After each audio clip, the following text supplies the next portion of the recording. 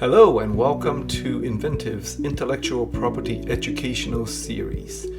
Embark on a journey with us as we unravel the fascinating world of patents, trademarks, trade secrets, and copyrights.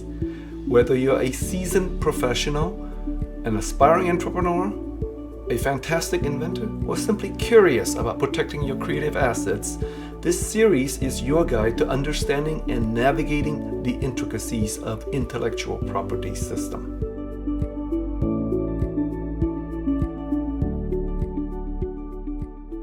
My name is B Tran. With over 2 decades in the field of patents, I bring my expertise to the table to help you. I have played a crucial role in protecting successful products such as Invisalign and Shutterfly. Throughout my journey, I've had the privilege of assisting numerous Silicon Valley startups, guiding them from ideation to scaling and witnessing their successful exits, be it merger and acquisition or public offerings. I bring my expertise to help you succeed with your intellectual property. Congratulations, you've come up with a great invention, but now how do you go about protecting it with the patent system?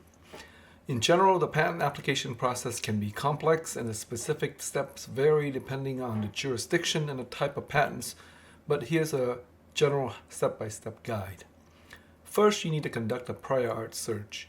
Before filing a patent application, conducting a thorough search to identify existing patents, published applications, and other relevant literature related to your application will guide you in drafting a better application. Next, you evaluate patentability based on the prior art search. Here you assess the result of the prior art search to determine the patentability of the invention. Consider consulting with a patent professional to evaluate whether your invention meets the requirements for patent protection. The patent lawyer may be able to help you write an initial claim that can be used to assess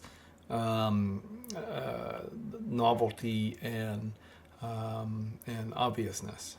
Right?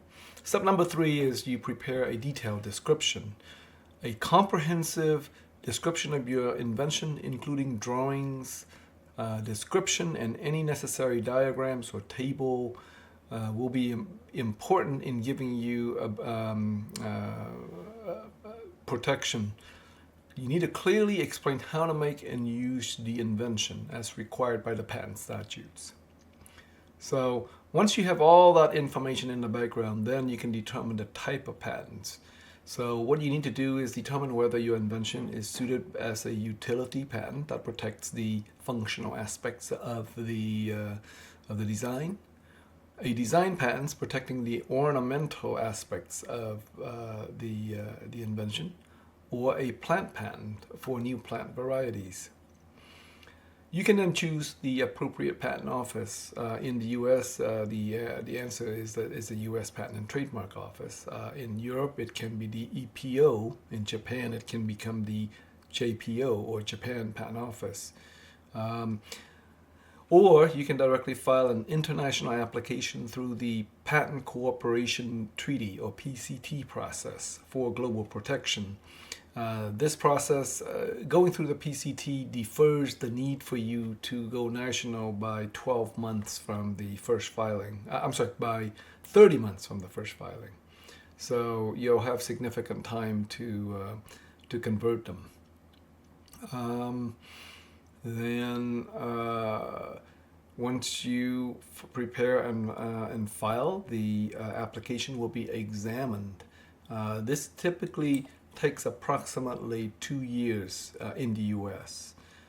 The patent office, so your application goes into a queue, and then once it exits the queue, the examiner picks it up and then examines it. And typically, they will assess novelty, obviousness, and written disclosure support under Section 112. Typically, they will issue a first office action requesting clarification or amendment based on the prior art. And of course, if the examiner raises an objection or rejection, the applicant will need to respond to these office action. And The process may involve amending the claims or replacing some drawings or anything else that's required to address concerns raised by the examiner. The patents could be granted or refused. Eventually, if the examiner is satisfied with the application based on the amendment, they will typically grant the patent. If not, the patent application may be refused, and you can seek appeal if needed. Assuming that the examiner grants the patents, then you need to pay the issue fee, and then the application then becomes an issue patent. But that's not all that's done. After that, every 4 years, you got to pay a maintenance fee to keep the patent in force until the maximum lifetime of the patent, which is 20 years from filing, is reached. So typically, this is 4 maintenance fee payments. And it's crucial to note that you should be working with a qualified patent attorney.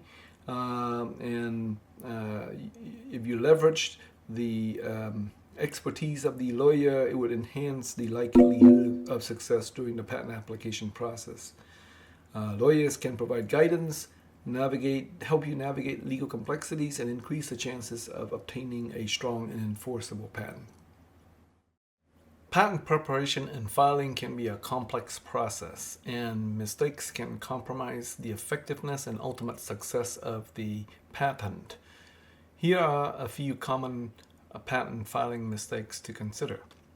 First, inadequate research in the prior art. So the mistake here is to fail not to conduct a thorough prior art search and assess existing technology. If you do this, then applications may lack novelty or involve elements that already have been done by other people.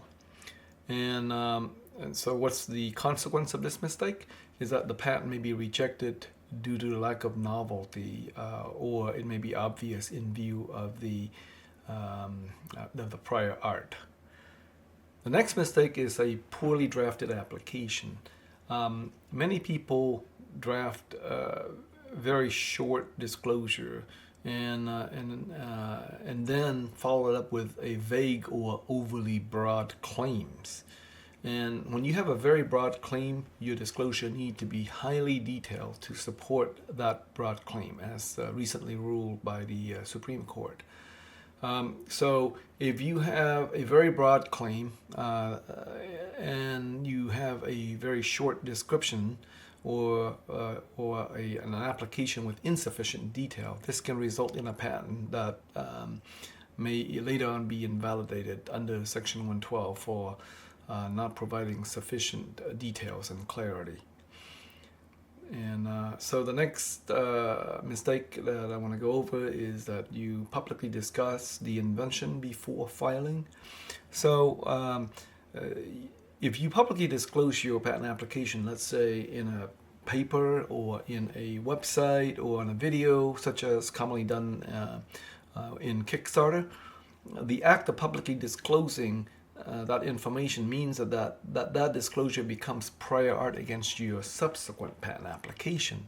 And that can be lethal because your own discussion about your invention then becomes prior art to knock out your subsequent application. And it's going to be very hard to navigate around that. So to avoid this, you should file first before you discuss it with anybody. In the US, there is a 1-year exception for you to be able to claim that the disclosure was your own, and when you file it, it's basically called a grace period, right? But in most countries in the world, having a public disclosure before filing is usually fatal. And in the US, if you wait for more than a year from your first public disclosure to apply for a patent, then that is going to kill your patent application. So be careful. Another common mistake is the procrastinating in responding to communications from the patent office. These are commonly called office actions. And so when you get an office action, which is typically a rejection, they will tell you the basis for the rejection, and what you should do is immediately pull up the references that was cited in the rejection and address them immediately. And then you should contact the examiner and request an interview.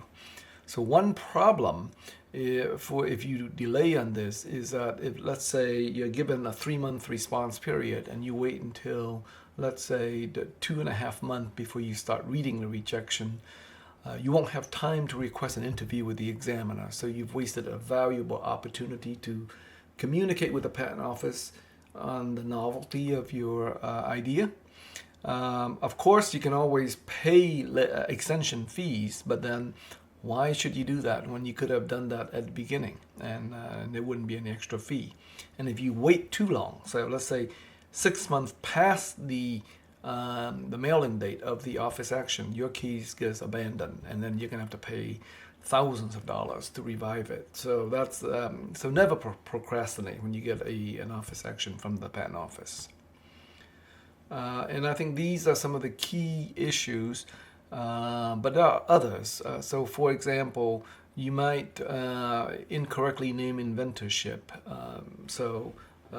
Historically, if the patent application name leaves out a particular inventor, the patent could be invalidated. But recently, the courts have softened that up because ultimately many of these patents are assigned to the same company, and so therefore the courts have relaxed the rule that you can petition the court for a correction of inventorship. But nonetheless, that's going to cost you time and money, and so why do that?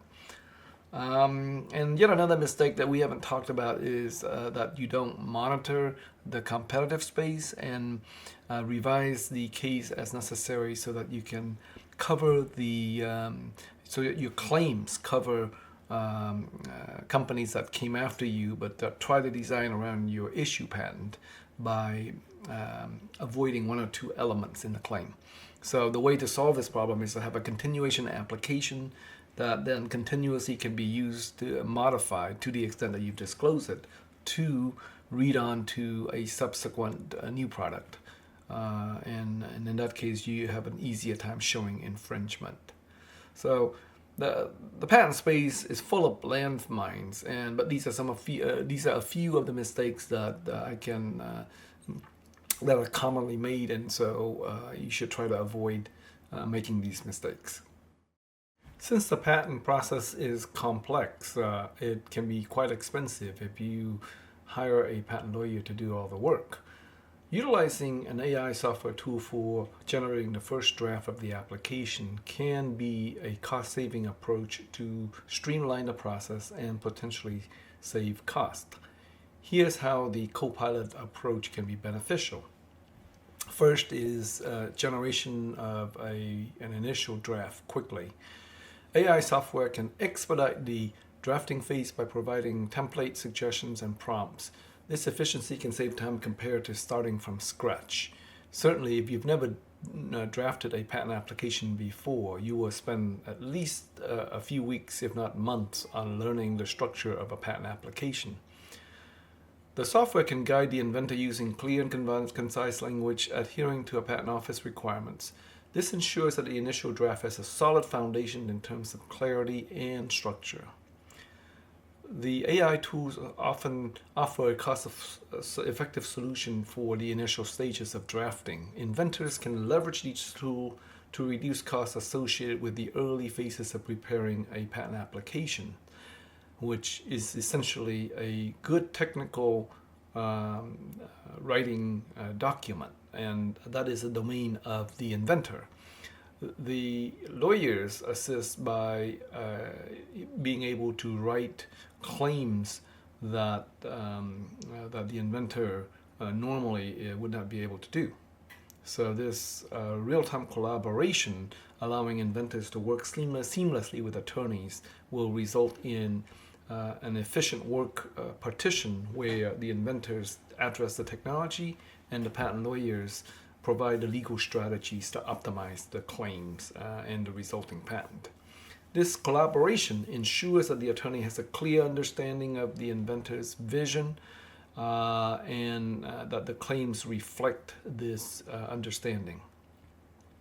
The AI tools generally will improve over time based on user interaction and feedback, and this learning capability means that they can adapt and provide better guidance over time. So we expect that AI tools will become a staple for lawyers as well as inventors.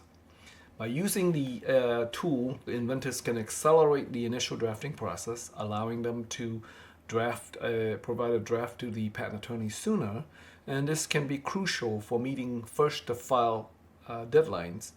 And once you file it, then you initiate the examination process. And so as a result, the entire patent issuance process is accelerated through the initial drafting process. The tools are designed to be friendly, so this patent system would become more accessible to inventors who may not have a deep understanding or experience with the patent system. Even with the right patent drafting software, you will still need a great lawyer or law firm to work with. So in choosing a law firm, you should pick smart, dedicated lawyers with unmatched technical prowess and experience. One such firm is Patent PC, which is renowned for its exceptional technical expertise and prosecution know-how. They are trusted by innovators to protect their intellectual property. They have a patented computer-aided design system for patent filing and prosecution. And they have at least 2 attorneys reviewing each other's work product. So the double I check system ensures consistency and quality in the resulting patents. Patent PC's extensive experience, along with our comprehensive legal and technical acumen, establishes us as the preferred choice for handling the most intricate of IP challenges. So, systems and processes are important. You need to select a law firm with advanced tools and quality control processes.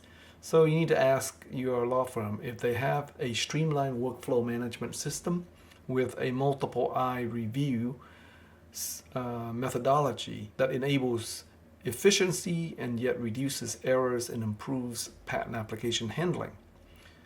Further, you should check to see if they have automated quality control checks to ensure accuracy in the work product, and whether they have a customized client report to provide insights into the patent application status and strategies on how to get past examination process. Do they have collaboration tool that facilitate clear communication between the attorney and the client? You need to check the firm's patent preparation methodology. Does the firm use a patent filing computer-aided design system along with the second eye review process? Does the firm is the firm committed to continuous learning and adaptation in patent law and technology to ensure that the client receives the latest in terms of cutting-edge patent services?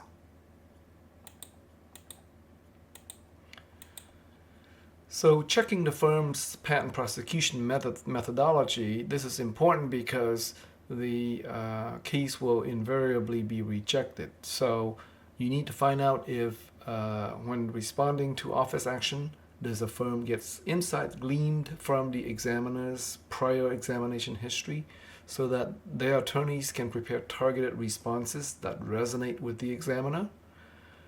By aligning the technical dissection of the art and the argument with the examiner preferences, Patent PC's approach toward patent allowance is accelerated by its informed and personalized examiner interview process.